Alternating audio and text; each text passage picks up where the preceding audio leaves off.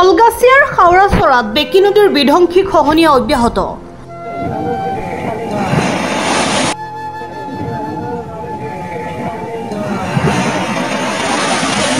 খহনীয়াত জাহ গ'ল শ শ বিঘা খেতি মাটিৰ লগতে প্ৰায় 20টা পৰিয়ালৰ ঘৰ দুৱাৰ। গছ গছনি কাটি খহনীয়া প্ৰতিৰোধৰ চেষ্টা ৰাইজৰ।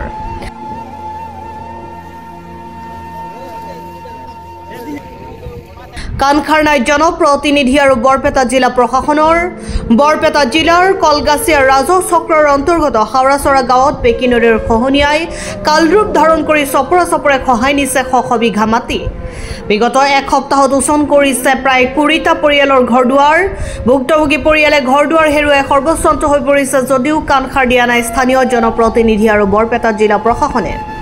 এই ক্ষেত্ৰত পূৰ্বৰ বাঘবৰ সমষ্টিৰ বিধায়ক শৰ্মান আলী আহমেদে গৰাখহনীয়া প্ৰতিৰোধৰ বাবে 5 লাখ টকা অনুদান আগবঢ়াইছে যদিও সেয়া এপাচি শাকত এটা জলকীয়া। সেই স্থানীয় ৰাইজে এইদৰে গছ গছনি কাটি নদীত পেলাই খহনীয়া প্ৰতিৰোধৰ চেষ্টা অব্যাহত ৰাখিছে। চিকনি গাঁও পঞ্চায়তৰ অন্তৰ্গত হাওৰাচৰা গাঁও আৰু হাওৰাচৰা পথাৰ গাঁৱত এইদৰে গৰাখহনীয়াই ভয়ংকৰ ৰূপ ধাৰণ কৰিছে যদিও স্থানীয় জনিয়াৰ বিধায়ক ডক্টৰ হাফিজ ৰফিকুল ইছলাম আৰু ধুবুৰীৰ সাংসদ ৰকিবুল হুছেইনে খবৰ ল'বলৈ আহৰি নোপোৱাত ক্ষুব্ধ হৈ পৰিছে ৰাইজ। এই ক্ষেত্ৰত অসমৰ মুখ্যমন্ত্ৰী আৰু জলসম্পদ মন্ত্ৰীৰ সুদৃষ্টি কামনা কৰিছে ভুক্তভোগী ৰাইজে।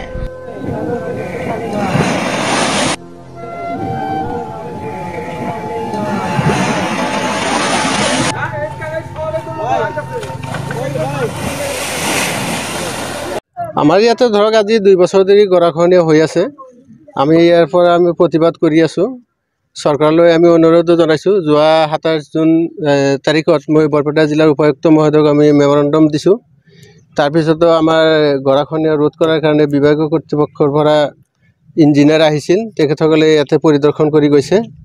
আজি 4 দিন ধৰি কণ্টিনিউ ইৰ'শ্যন হৈ আছে। এই ক্ষেত্ৰত আমি কলগাছিয়া চাৰ্কল অফিচাৰক আমি অৱগত কৰিছোঁ। বৰপেটা জিলাৰ উপায়ুক্ত মহোদয়ক আমি অনুৰোধ জনাইছোঁ। আমাৰ এই বিভাগৰ মন্ত্ৰী জলসম্পদ বিভাগৰ মন্ত্ৰী মাননীয় পীযুষ হাজৰিকা ডাঙৰীয়াক আমি অনুৰোধ জনাইছোঁ যে আমাৰ এই ইৰ'শ্যন যাতে কণ্ট্ৰল কৰিব পৰা যায়, তাৰ বাবে বৈজ্ঞানিকভাৱে যি পদ্ধতি ল'ব পৰা যায় সেইখিনি লোৱাৰ কাৰণে আমি অনুৰোধ জনাইছোঁ। আমাৰ বৰপেটা ধুবুৰী 2 নং লোকসভা সমষ্টিৰ মাননীয় সাংসদ ৰকিবুল ইছলাম হুছেইন ডাঙৰীয়াক আমি অনুৰোধ জনাইছোঁ। আমাৰ এই চিকনি গাঁও পঞ্চায়তৰ অন্তৰ্গত হাওৰাচৰা গাঁও আৰু পাথাৰত যেনেকৈ বেকী নদী গৰাখহনীয়া প্ৰবল ৰূপ ধাৰণ কৰিছে, এই ক্ষেত্ৰত আমাৰ সাংসদ ডাঙৰীয়াই বিশেষ ভূমিকা ল'ব লাগে। আমাৰ স্থানীয় বিধায়ক মাননীয় ডক্টৰ হাফিজ ৰফিকুল ইছলাম ডাঙৰীয়াকো আমি অনুৰোধ জনাইছোঁ। তেখেতসকলে যাতে আমাৰ এই দুখীয়া নিপীড়িত জনসাধাৰণৰ প্ৰতি লক্ষ্য ৰাখি তেখেতসকলে যাতে আমাক এই গৰাখহনীয়া প্ৰতিৰোধৰ কাৰণে বিশেষ ব্যৱস্থা লয়, তাৰ কাৰণে আমি বিধায়ক মহোদয়ক অনুৰোধ জনাইছোঁ। যোৱা 27 জুন তাৰিখে আমাৰ বাঘবৰ সমষ্টিৰ পূৰ্বৰ বাঘবৰ সমষ্টিৰ মাননীয় বিধায়ক শৰ্মান আলী ডাঙৰীয়াই ইয়াত আহি পৰিদৰ্শন কৰি তেখেতে আমাক ইয়াত 5 লাখ টকাৰ এটা অনুদান ইয়াতে আগবঢ়াইছে। সেইখিনি টকাৰে আমি বেম্বো স্ক্ৰিনিঙৰ কাম চলি আছে আৰু সেইখিনি আমি কৰিছোঁ। কিন্তু তথাপিও আমি সেই ইৰ'শ্যন আমি ৰোধ কৰিব পৰা কোনো ব্যৱস্থা আমি ল'ব পৰা নাই। কি ধৰণৰ ক্ষতি হৈ আছে? এইটো ব্যাপক ধৰণে মানে আপোনাৰ চৰকাৰী ৰাস্তা PMGS ৰাস্তা উঠি গৈ আছে। ওচৰতে আপোনাৰ 50 মিটাৰ দূৰত আছে আমাৰ LP স্কুল এখন আছে, পুৰণা LP স্কুল, এই হাওৰাচৰা প্ৰগতি প্ৰাথমিক বিদ্যালয়, আৰু আপোনাৰ অংগনবাদী চেণ্টাৰ এখন উঠি গৈছে। গতিকে ইয়াতে এই 4 দিনত আপোনাৰ এই পৰিয়াল মানে আমাৰ ইয়াতে শ শ বিঘা মাটি বহুত ভাঙি আছে। আমি কোনো চৰকাৰীভাৱে আমি কোনো সাধাৰণ আমি সাহায্যসমূহ পোৱা নাই, কোনো ব্যৱস্থা পোৱা নাই।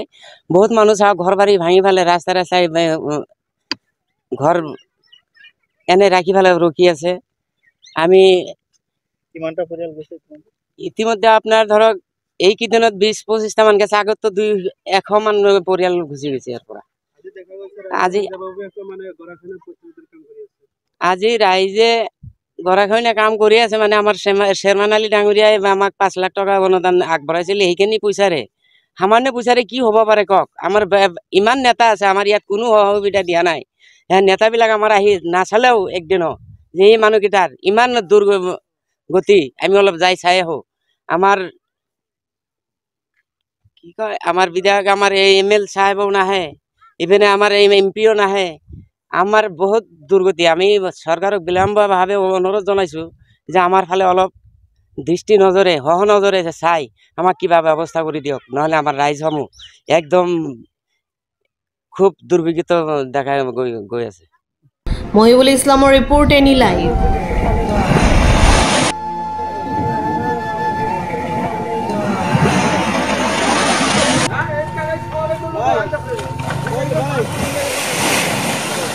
খবৰ মানে এনি লাইভ 24/7 আৰু এনি লাইভ ডিজিটেল।